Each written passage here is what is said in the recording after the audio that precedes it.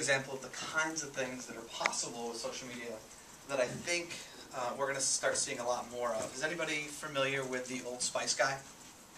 Yeah. Yes, everyone knows the Old Spice guy, right? Yeah, that's like the best example. We're not quite as cool as the Old Spice guy, but we used a thing called Google Moderator. Is anybody familiar with Google Moderator? No one. Awesome. All right.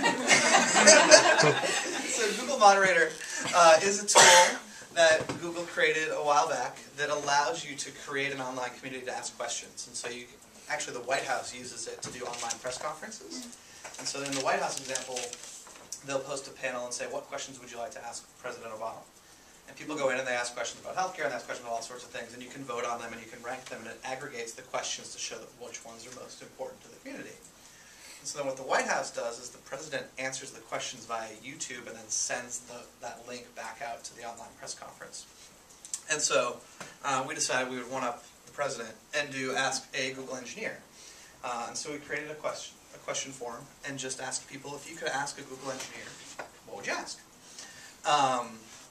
And we've gotten a ton of questions, and we've been using this as a way to sort of increase our candidate engagement, which is always a challenge.